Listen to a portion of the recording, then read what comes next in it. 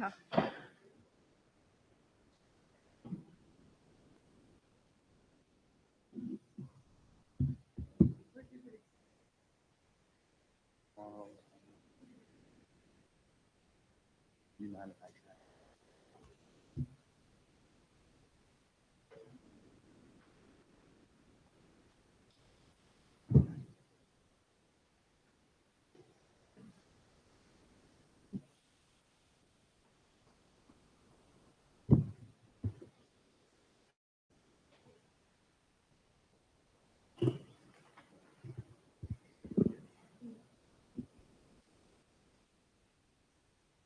I guess by the as quiet as it got, it's time to start. So I will call the Elkhart Community School May 14th, 2024 school board meeting to order. Please rise for the Pledge of Allegiance. I pledge allegiance to the flag of the United States of America and to the republic for which it stands, one nation, under God, indivisible, with liberty and justice for all. Thank you. Mr. Bleiler, the Elkhart Promise. The Elkhart Promise.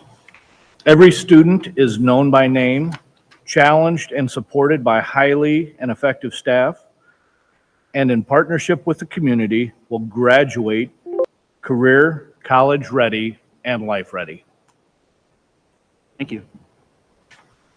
Our invitation to speak protocol.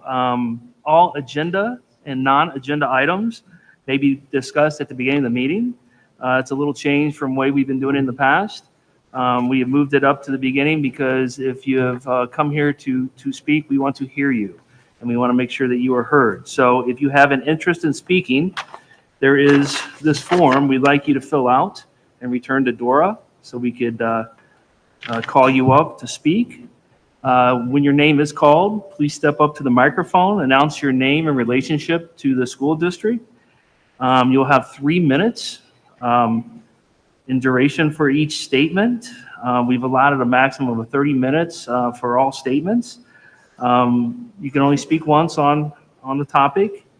No person should discuss at this meeting any charges, complaints against employees of the school district.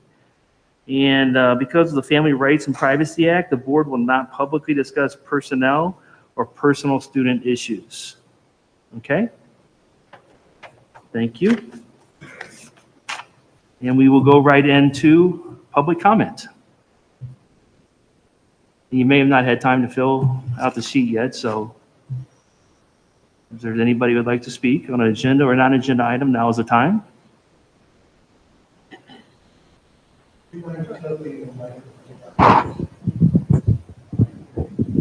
You're very welcome. Seeing, oh wow, that is much better. Seeing nobody on public comment, we'll go next on the agenda is the Excellence of Elkhart. Aaron?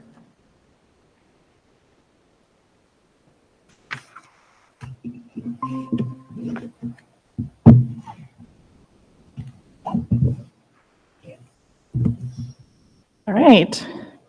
Thank you, President Scott, Dr. Huff, members of the board.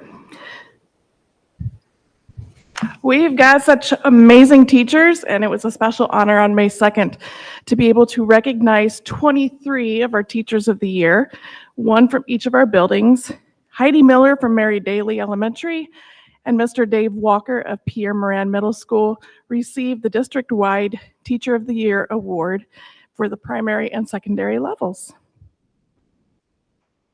While the National Honor Society recognizes the academic achievement of students, it also works to elevate the culture of service, leadership, and character.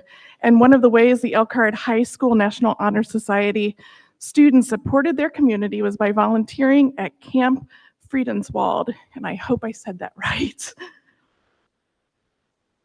All right. These pictures look like they are having a lot of fun, and you may be wondering, what in the world are they doing academically? Well, this is one of the rewards that they get to reap. So our students from the freshman division who earned all their academic credits possible, had less than 5 absences, and had 0 suspensions were honored with the ABC Student Celebration Lunch. And we're so proud of the focus that they've had for their academic excellence. And this is the time of year where many of our elementary schools have field days. So these are pictures from some of our students from PACE at Hawthorne Early Learning Center. They're able to enjoy the sunshine while doing hands-on activities, developing their cognitive skills. And one of our exciting events that happens every single year is our Elkhart Area Career Center hosting its career fair.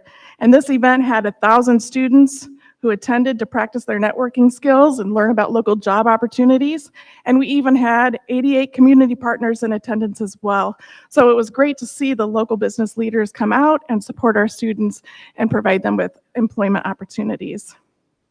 And last in our academics, Mary Beck Elementary completed its One Book, One School reading challenge, and their students read 91,000 minutes during this reading challenge.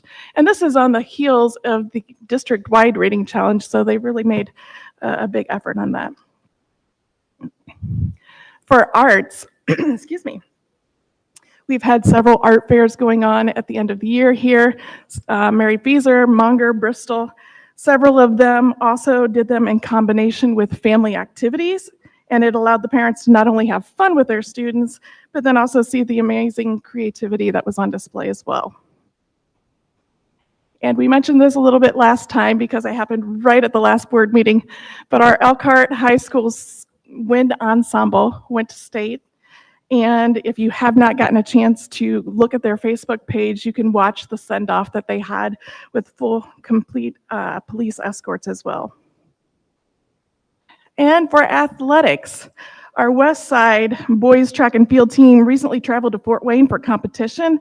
Out of 15 schools, they placed first, which is exciting because now we've got some strong athletes that will be soon moving up to the high school.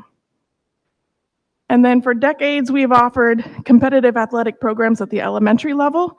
Some of those programs include bowling, and we had a 5th grade student at Woodland Elementary that qualified for semi-state for bowling this year.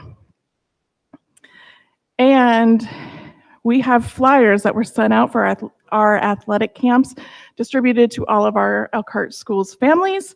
If you happen to miss that flyer, it's available in the Peach Jar app, so you can go and find those as well. You can also follow the QR code and register for whatever athletic summer camp that you would like, and we look forward to seeing our students this summer.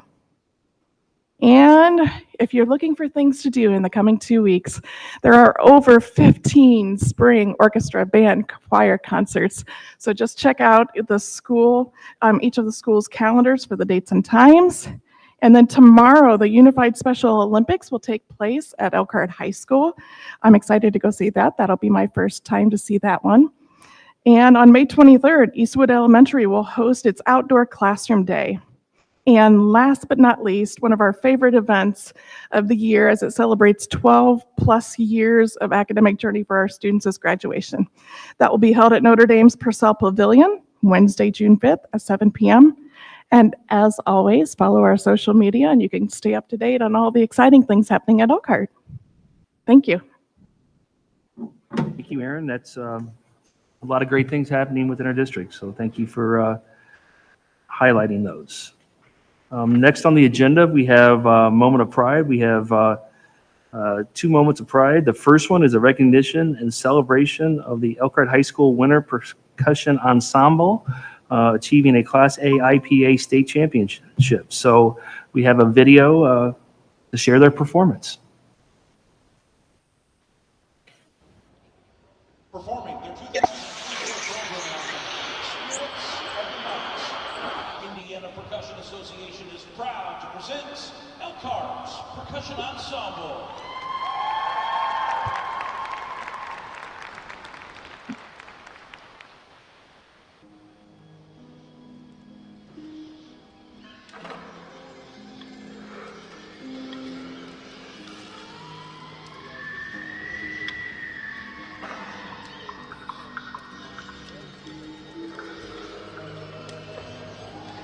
As the witching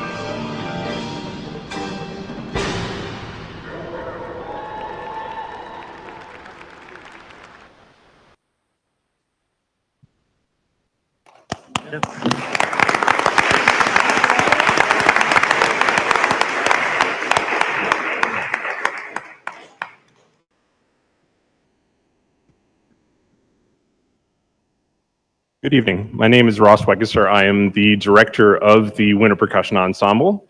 And thank you so much for having us here. Want to call up my students, and I'm going to refer to the phone just so I don't miss anybody. The ensemble this year was made up of seniors Cheyenne Bowe, Elise Walker, and Enya Diaz. Juniors Angi Mehta, Avon Reed, Caden Comer, David Sifu, Joel Gernand, Josiah Smith, Markel Watuki, and Reed Morton. Sophomores Angel Bravo, Miranda Camacho, Piper Bowlby, Sam Germain, Sawyer Williams, Stephen Blacklaw, and Yuli Garcia. And freshmen Gavin Reed, Odalis Rodriguez, and Naomi Diaz.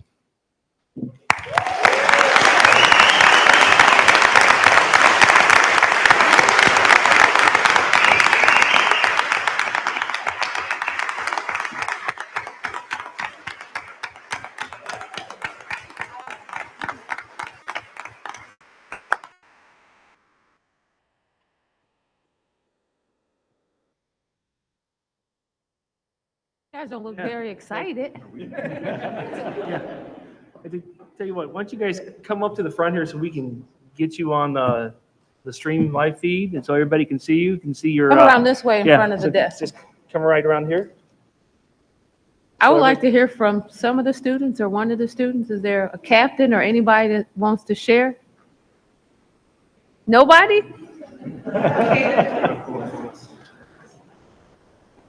Actually, I'm going to make Elise Walker come up. She is one of our seniors. Also, she was awarded a scholarship by Indiana Percussion Association, the circuit that we competed in. So.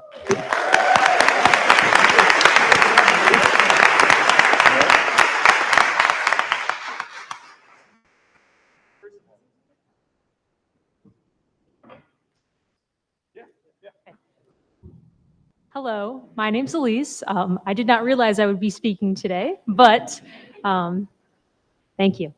Yeah, so I've been a part of winter percussion for all 4 years of high school, and I started band in the 6th grade.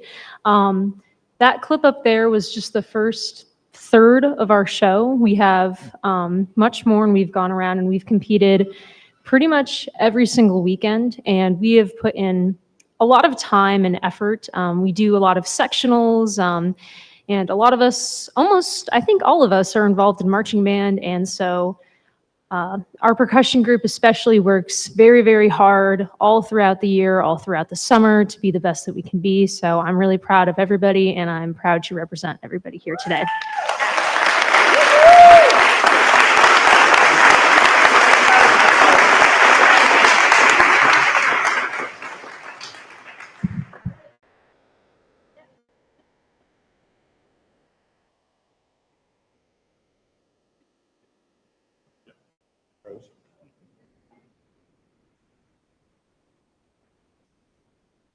All people in the back.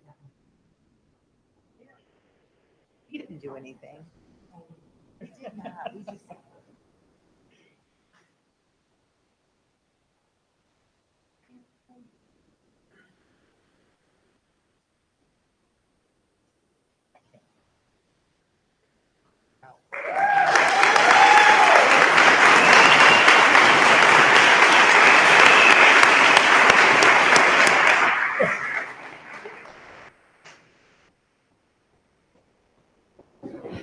I have a question before everybody sits down. I don't know much about percussion, so can you share what instruments you guys actually play? I couldn't tell from the video.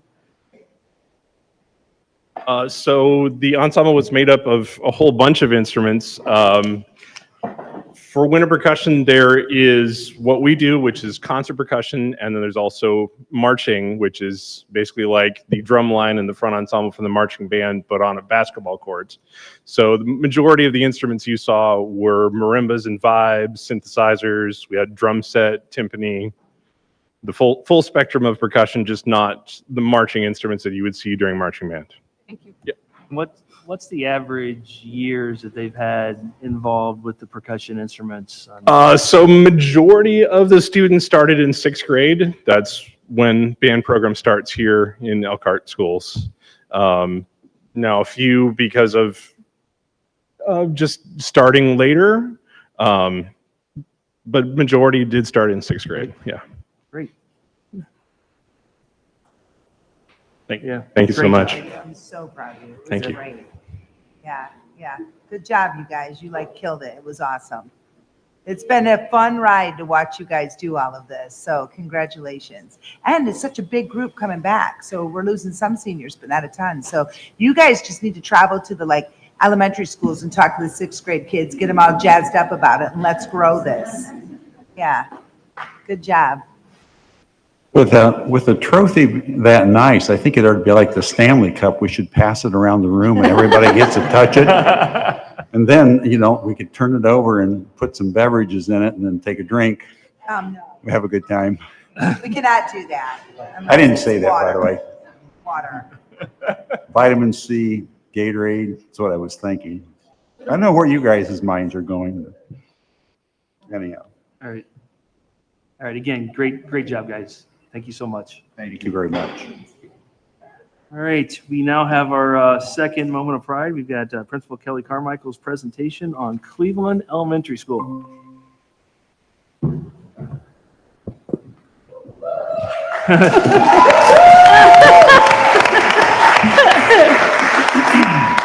Good evening. Welcome, President Scott, Dr. Huff, and members of the school board. I am pleased to welcome you to Cleveland. While I'm a little nervous, and especially following them, I am honored to share our joys and our challenges that we have here with all of you. But first, I have the pleasure of introducing the amazing staff that come each day to serve our children, to make sure they're having fun, learning, and that they're safe each and every day. Sorry, guys. We'll just start in the front row. Sue Law teaches 3rd grade. Joan Schultz teaches 3rd grade. Cheryl Doozy is our head custodian and the classified staff member of the year.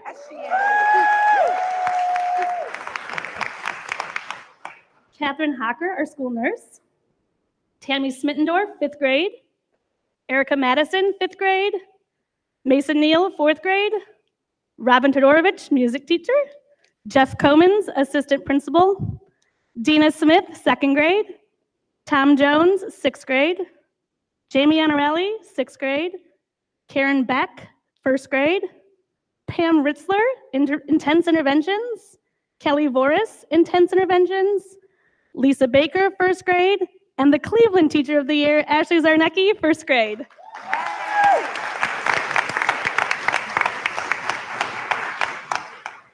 I am truly in awe of all that they do each and every day to help service our kids. So thank you for all you do. I'm gonna manage 2 things at the same time. First, I'm just gonna start by talking to you a little bit about the students we have here at Cleveland. Our enrollment has been pretty consistent around 560. You can see that in 21-22, we had 598, and that this year we have 565. In addition to that, not in addition to that number, but part of the makeup of that number is our transfer students. We have continued to see students wanting to transfer to Cleveland Elementary School. This current school year, we have 142 students who are on a transfer either from Elkhart schools or outside the district choosing to come to Cleveland. At the bottom, you can see that our free and reduced lunch population is fluctuating throughout the years. Cleveland is the largest elementary school in the district. We currently have 4 sections of grades K through 2 and 3 sections of 4th through 6th grade. We also have 2 classrooms of students who require intense interventions. In addition to those populations, we also have seen changes in both our special ed and high ability population. Our special education population over the past 3 years has increased to 21% of our students, requiring additional support to be successful in the classroom. In addition, our high ability population has seen a decrease. This is in fact due to the movement of the Roosevelt program, and so students who were currently serviced at Cleveland and the self-contained high ability program have transferred to be in the high ability program at Roosevelt. So we still have students here who we service through high ability, but that is why that change is so great there. Part of the special education increase I attribute also to just our teachers and the MTSS team working really hard on early interventions and making sure that students are getting what they need to be successful. This is iLearn data for the past 3 years. As you can see, that Cleveland consistently performs above the district average, but below the state average. The dip in the between 21 and 22 is relative to our change in demographics, but we are working on that and have challenges that we are facing each day to ensure that we are servicing our children and getting them where they need to be. This is a lot. So this is iLearn data broken down by demographic groups. Just some basic summaries through this is that this is just language arts. The next one would be math. Our third graders over the past 3 years have consistently shown an increase in all demographic groups. However, you will notice that in each chart, there are definitely subcategories in which the students are not performing at the same level of proficiency as the whole school is. What this information tells us is that we need to continue to focus on Tier 1 instruction. That is the instruction that students are getting each and every day within their classrooms. This year, we have adjusted our focus to really be around grade level standards and increasing the rigor so that students are being exposed to as much grade level content as possible. We need to continue to monitor our subgroups to ensure that all students are reaching proficiency. So the previous data shows that we need to have a clear focus on the subgroups of Black African American, Hispanic, special education, and English learners. In addition, we need to spend some time cross-grade level collaborating. When we see strengths in third grade, we need to be working with our colleagues to make sure that those strengths continue throughout each grade level. In a similar way, math data looks similar. We continue to perform above the district, but below the state. On this slide, using math data, I just want to speak to some of the trends we have then through cohort data. So again, this information has a lot on it, but if you look specifically in the bottom left graph, you will notice that in 2021, the red cohort of students grew to the Navy category in 6th grade, which is the 21-22 data mark. So when we look consistently from cohort to cohort, you can see that growth is happening there. In the same way, the 5th grade 21-22, the blue cohort, is the orange cohort in 6th grade. So while it looks like there's a dip in 6th grade scores, those students are growing from year to year, just a different population of students.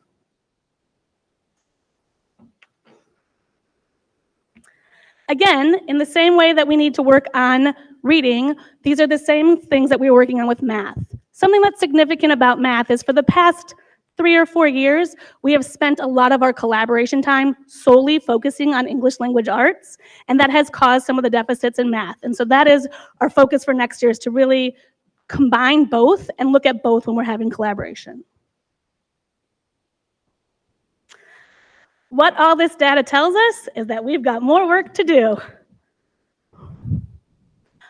Our school improvement goal is by spring of 2025, 50% of our students in grades 3 through 6 will demonstrate proficiency as measured by iLearn reading. Coinciding with this goal, our second goal is to improve the practices of educators utilizing and understanding their data and how that connects to Tier 1 instruction. Here are some of the things that we're doing right now. We have a solution tree consultant who has helped us redefine our instructional commitments. We have noticed that a lot of our instructional time, especially in the primary grades, was spent outside of grade level content. And so we are working on redefining our instructional commitments to ensure that all students are exposed to at least 90 minutes of on grade level reading instruction, K through 6. That correlates with the building Tier 1 practices to ensure that all students have access to grade level content. We are reevaluating our intervention time and using our data to ensure that those interventions are student-specific and skill-specific. We are using strategies to analyze student work, where we're focusing on what students are doing and less on just the number. And lastly, with Solution Tree, we are focusing on student learning, not on what teachers are teaching, but what students are actually learning. In addition to that work, we have divided up into K2 and 3-6 data team meetings. In these meetings, we are working to vertically align our instruction, identify learning targets and objectives based on essential standards and the data that the students have, and working to share Tier 1 strategies so that we all can be successful in the same areas. Cleveland has a long history of using data to drive our instruction. However, we have gotten really good at looking at numbers and colors and not necessarily at student work and what it's telling us about students. So this year, our focus has been looking at student work and seeing and learning what students can do and what they can't do yet, and using the power of that yet to help them grow so that they get there. We've also been using that information to adjust our instruction both now, immediately, and how we can make sure that we do a better job next year. And lastly, what we do to support those students who have learning gaps, how we can ensure they're exposed to content in the classroom, but also getting those interventions that help close those learning gaps. Something that is new to us this year is the DIBELS data in K through 2nd grade. This is a 3-time-a-year benchmark data assessment to, assessing the primary skills, phonics and phonemic awareness skills. In addition to doing the benchmarks, we have been doing bi-weekly progress monitoring. We're using those results to drive our K2 conversations and our interventions. Something that we have really learned this year through the DIBELS data is just understanding what the assessments are and how that can help us change and direct our instruction. So the example I put up there is phoneme segmentation fluency. That is something that we weren't necessarily doing very heavily in kindergarten and 1st grade, but based on our middle of the year results, we were able to be reflective of that and increase those opportunities for students. We also have just been working together to understand the research, science of reading, Scarborough's rope, and connecting all of the components of reading to build successful readers. So in this data, we don't have end of the year yet, but you can see the growth that we've made in all 3 grade levels, kindergarten, 1st, and 2nd grade, from the beginning of the year to the middle of the year. And I expect the end of the year graph to be even higher. In the same way, 3rd through 6th grade uses NWEA data to drive their instruction. This graph is a comparison of winter to winter results. So looking at students in a whole year helps us ensure that they're growing each year, not just topping out. In ELA, our students performed at 38% being at proficiency, but 57% of students have met their growth targets. The same way in math, where 39% of our students at winter for a year were at proficiency, but 59% of those students have met their growth targets. This information, along with understanding the blueprints from the state, understanding the new standards, and looking at the iLearn checkpoints are helping to guide our instruction. Having targeted interventions and a Tier 1 focus is where we are focusing all of our efforts this year. Our next steps academically are to continue cross-grade level collaboration, to focus on student learning, and to set high expectations for all students. Balance the time we spend on math and language arts, and continue increasing and improving our instructional practices to strengthen Tier 1 learning. Now the fun stuff. What makes us special? I could go on and on about all the amazing things that happen here each day with students, from just daily work to things you see in the hallway. But in the effort of time, I've just highlighted a few. The first one is very special to my heart. We call it Cleveland Families. Every student is broken up into a family. Every adult has a group of about 10 to 12 kids, ranging from grades K to 6, that are part of their family. We meet quarterly with our families, and we do team building activities, just relationship building. This gives students another face in the building that they're familiar with. It's great to see kids in the hallway kindergartners talking to their sixth grade teacher, who they now know who they are because they're a family, and vice versa. Sixth grade teachers talking to the little kindergarten kids. It is, students stay within their family all 7 years. So if a kid is in my family in kindergarten, they will be in my family every year, and it is just a great opportunity for them to connect with adults and with each other. We also try to use it for leadership on the bus, in the cafeteria, and in common areas where students are being role models for their littler peers. Another opportunity that is unique to Cleveland is Fine and Performing Arts Day. This is something you all should just see for yourself if you haven't already seen it. It is May 23rd this year, and all are welcome from 4 to 7:30. It is an opportunity for all students to showcase their talents. All kids have a piece of art that is demonstrated, displayed somewhere in the school.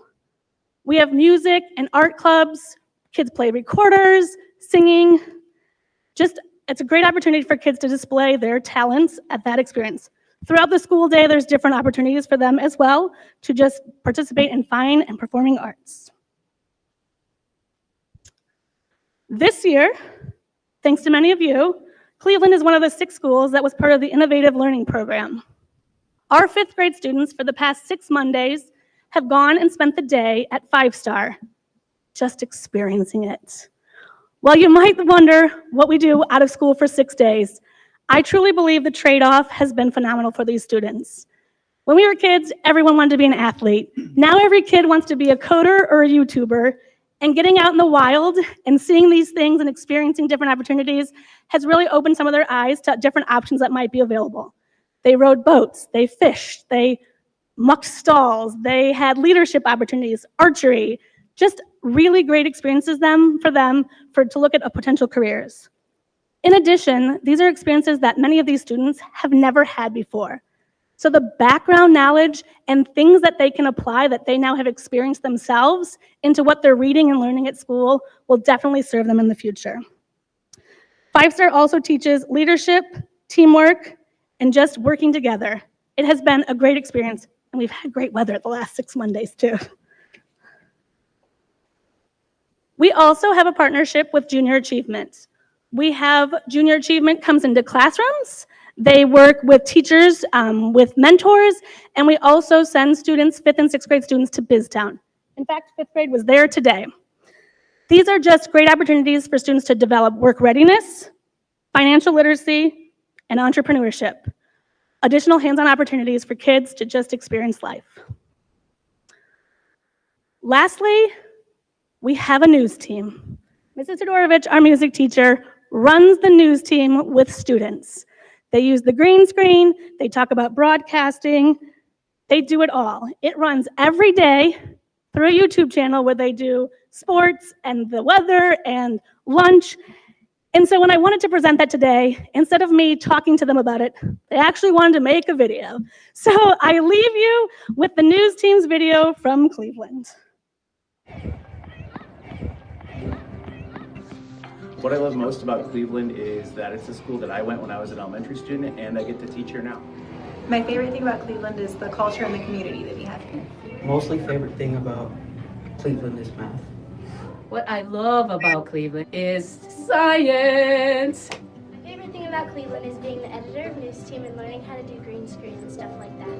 That us first grade teachers get to work so closely as a team. Getting to learn the recording. The teacher!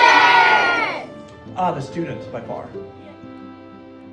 My favorite thing about Cleveland Elementary is music. My favorite thing about Cleveland is that everybody enjoys, has fun in Cleveland.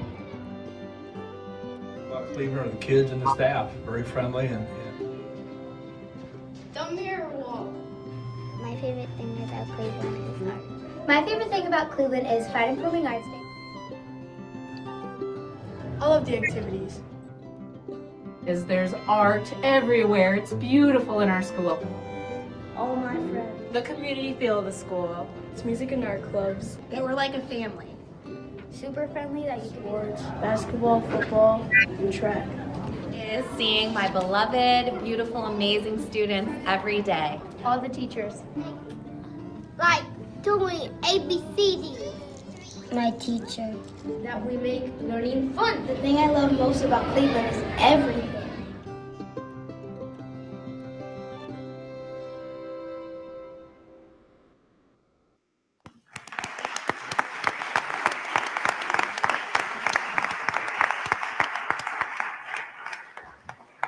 Thank you very much. If there are any questions, I'd be happy to answer them.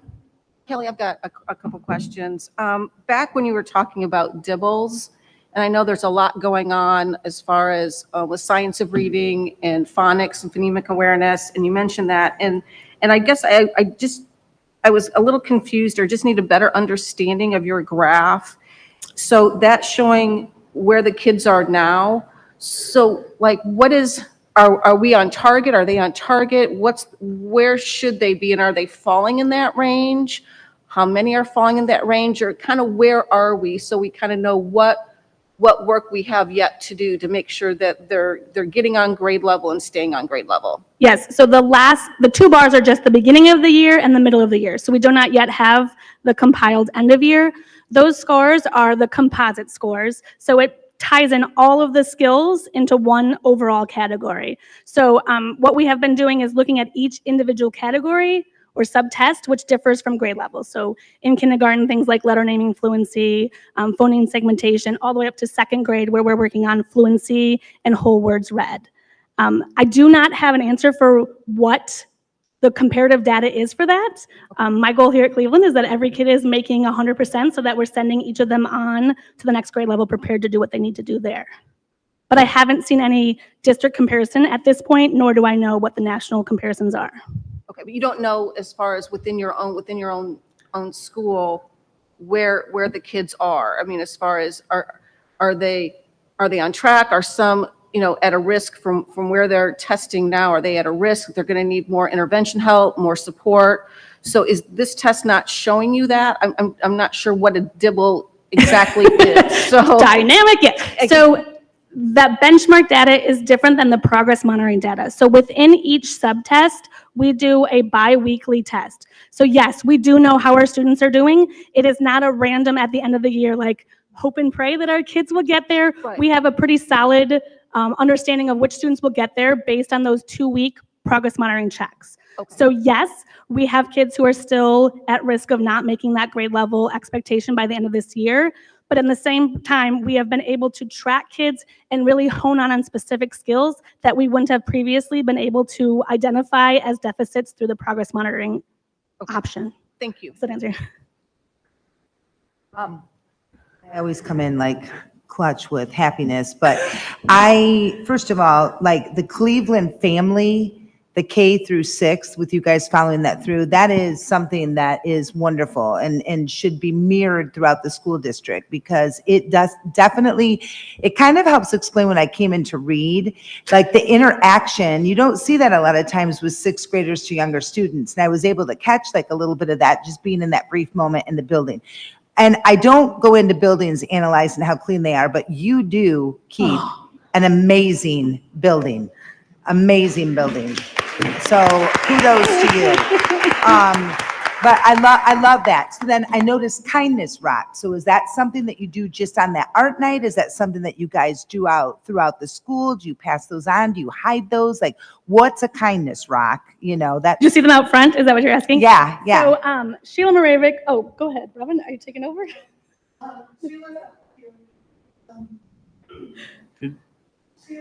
Could you come up? Could you come up to the microphone? Sorry to put you on the spot. Yeah, do it. Raise your hand. We just want the people at home to hear.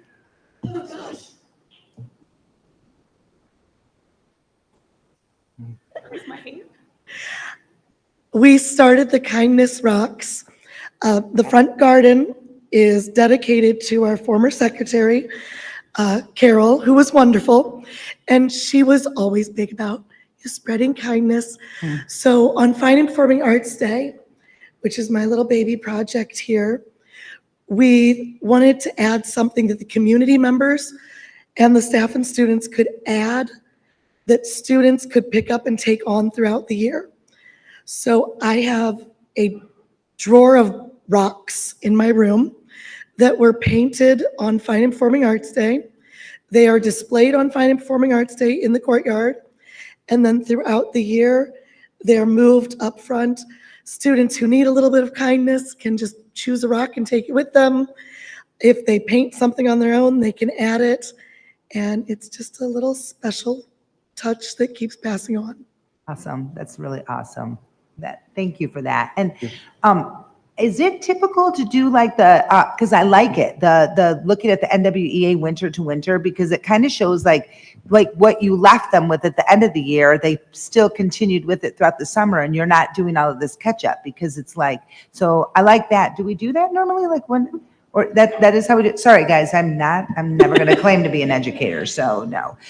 But that is great. Your scores looked wonderful. And then the 5-star. So Mrs. Gernon's here, and we had our kids too at Eastwood, and what it taught them was my granddaughter has a fishing pole now because she loved the fishing. So yeah, so kudos to you. I'm glad you guys got to do that. And the weather was perfect. I was watching it. So Kelly, you do a dynamic job with your school and your staff for as many students as you have and as many classes as you have. The energy when I have the opportunity to come in here is beautiful. So thank you for being you, Cleveland. Yeah.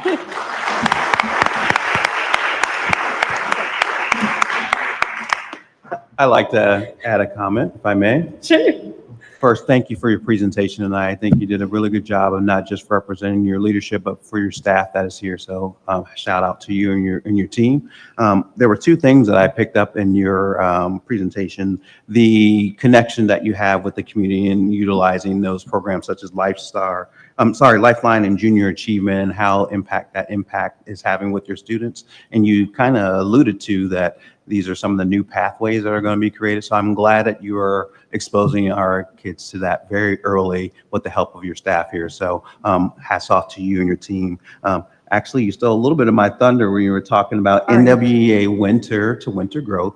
One of the questions that I would have as the person who's learning in the school district, when you had proficiency and growth next to each other, I understand proficiency. Was the growth their actual growth target that they achieved, or was it they just grew from the winter to the following winter? And was the second part, because you highlighted transfers in the first slide, was that number inclusive of transfers in this side? So that wouldn't be cohort data necessarily, correct? Correct. Those aren't 142 new transfers though. So last year there were 105, so we just have added more. So those student data, that student data is consistent in all cohorts as it go.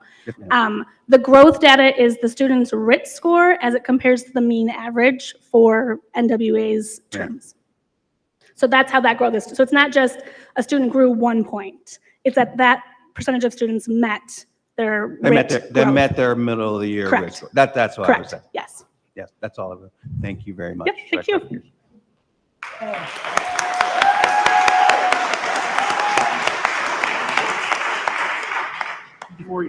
Before we move on, I'd like to also just have a comment. I've got a little bit of a personal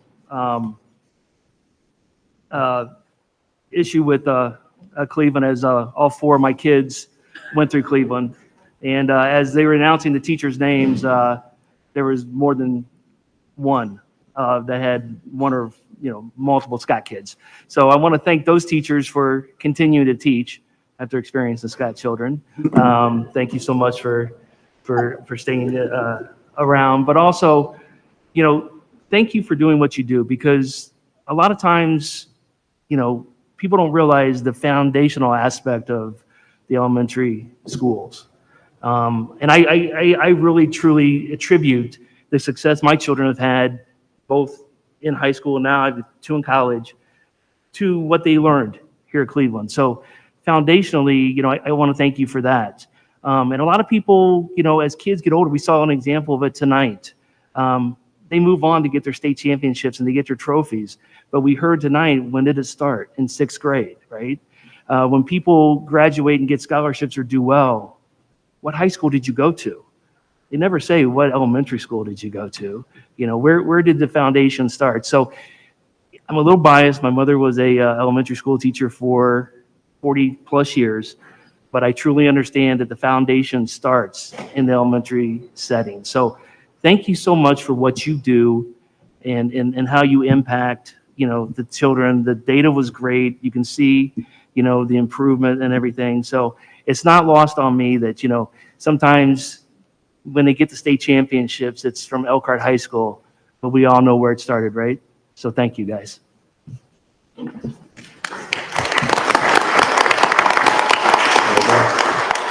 All right. Next on the agenda, we have the consent items. Do I have a motion? Second? Second. I have a motion and I have a second. Do we have any discussion? Kelly? Let's see, we have donations, one from Lippert that will benefit our young adult program. And we received 6 full-size reclining couches with a monetary value of $1,800. The Career Center is receiving a $500 donation from Dr. Jill and Matt Weldy, and that will go for a scholarship for our veterinarian pathway. Then our athletic departments received $500 for volleyball from Tim Cole and Ed Jarrett. And also, we say farewell again to 95 years of service in our school, and that is recognizing Rita Jansen, who was a first grade teacher at Mary Beck, Darla McLemore, who is a PE teacher in the freshman division, Julie Stillwell, who's been a counselor forever at Northside, and Brent Wolf, who also a science teacher at Northside. So as we say goodbye to them, we say thank you from Elkhart Community Schools for 95 years of fantastic service and student learning. Kelly? Any other discussion? Hearing none? All in favor? Aye. Opposed? Motion carries. Next on the agenda is old business. Seeing none, we'll move on to new business. And Dr. Huff, Elkhart Public Library Board reappointment. Good evening, President. Oh, I'm a little taller than Kelly. Good evening, President Scott, members of the board, community. Tonight, I am here to seek approval for the Elkhart Library Board of Trustees is requesting that Elkhart School Board reappoint Cynthia Dunlop to the Library Board for a 4-year term beginning July 1st of 2024. The school board has appointed Ms. Dunlop on August 8th of 2023 to complete the term for Clarence Thomas, not the Supreme Court Justice, who resigned on his seat on the library board before this term. I am seeking your approval tonight for this appointment. Do I have a motion? So moved. Do I have a second? Second. I have a motion and I have a second. Do we have any discussion? Yes, Mrs. Dunlop offers her apologies. She had a prior commitment this evening, otherwise she would have came and spoken to us. And I think you will see her in 2 weeks. Thank you. Any further discussion? All in favor of the reappointment of Cindy Dunlop? I'm done. Say aye. Aye. Opposed? The ayes have it. Motion carries. Thank you. Thank you.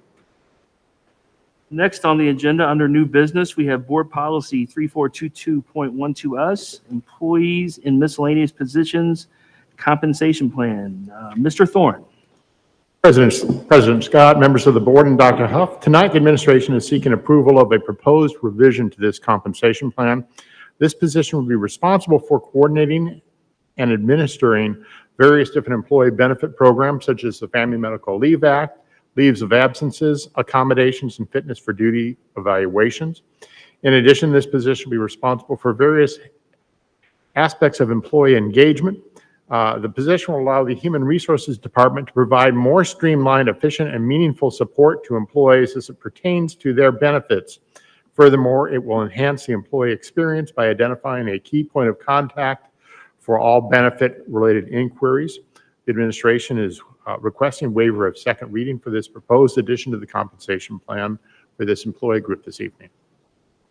Thank you. Do I have a motion? Motion. I have a motion. Do I have a second? Second. I have a motion and I have a second. Any board discussion? I do have a quick question. Currently, these duties that are now going to be under the benefits coordinator and employee engagement specialist are divided up amongst several. These duties, yeah, that's a great question, Mr. Scott. These duties are shared really between the Human Resources Department and the business office, and we're really the goal is to really consolidate that into one specific position. Another piece of that I think is valuable. We're going to see a greater level of collaboration between the two departments in terms of onboarding employees, so that employees are not having to go to multiple departments to find out about the various benefits that are available to them. Thank you. Any other discussion? All in favor? Aye. Opposed? Motion carries. Thank you. Thank you so much. Next on the agenda, information proposals. Dr. Huff? Good evening, President Scott, members of the board, community. Just have a couple of updates I would like to share out with our community. Last week, we were able to experience something that we haven't experienced here before in Elkhart Community Schools. We had a National Merit Scholar winner, and you were there coordinating that event. First time, I think, in our school history, correct? Oh, Well, no. well, as far as he remembered, and he's only been here for 4 years. But Kerry Anderson said it was the first time in his time being there that he had this recognition. And I think it's important for our community to know two things. One, Elkhart schools can provide an outstanding experience for your child as they navigate through our high school. But he was one of only 7,000 students, Declan, to receive this nationally prestigious award. He's choosing to go to Purdue University to boiler up, as he definitely reminded me at our meeting at the high school. But I was very impressed by him. I was impressed by his peers celebrating him as he was there in front of his family, his sister who had flown in from Arizona State, and his mom who had sent multiple kids to Elkhart. And she couldn't have been more proud of the educational experience that her child had at the high school. So again, if you ever question where your degree can take you from, your diploma can take you from Elkhart, it can literally take you all around the world. So I think that's important for our school community to know. Also, last week, I had the privilege of attending the Mary Daly Dash, their 16th annual Dash at their lovely elementary school, where the kids have an opportunity to run a 5K race or a 1 mile run. I ran so fast, they didn't even see me run when I was out there because I didn't. But I did support the cause. And so, but what was neat about that event, it was a community event where there were literally hundreds of people there cheering on kids, making sure that kids who came from the high school were back celebrating with their teachers back from elementary school, saying, hey, they run this dash every year, even though they no longer attend the school. It was a great community event. So hats off to that school and to that community. And we really appreciate that we are providing these outstanding experiences for our kids. And so I just wanted to make sure our community know those things. So I'm going to turn it back over to you, President Scott. Thank you. And I will state foundationally, we knew where the National Merit Scholar all started, right? Yes, we do. Thank you. I thought you were going to. No, chime in I'm on just that. keeping with the theme. I figured you would, but Yes. we have to leave meat on the bone every once in a while. ladies and gentlemen. All right. Do we have anything from the board this evening? Yes, keeping with the theme here a little bit, since somebody brought up Purdue University, Tony England posted on Facebook the other day, there were 24 students from the ETI building, School of Engineering, I believe. And out of that, I counted 12 of them were going on to Purdue University. Okay. And that is a remarkable change from when my youngest daughter graduated in 2015. The lack of students going to Purdue University and stuff like that. Purdue's a great technical school. And it just shows that, we have put our investments in the right place within our school corporation to do great things and stuff like that, and to give these kids a great future. And thank you very much, and appreciate it. Thanks. Another board meeting before the end of the year. Pardon? Do we have another board meeting before the end of the year? The end of last school? Okay, we do. Okay. So I was just going to tell you, I'm just really praying and hoping for everybody to make it through the remainder of the year.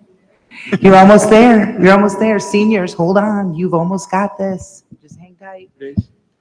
I don't count, but I think it's 12 or 13. I think it's 12. I It's think 12, so, but I don't count. Just hang on, everybody. We got this. We do. Anything else? Well, Kelly, thank you for hosting tonight. Thank you for your presentation. Cleveland, thank you so much. And Our IT.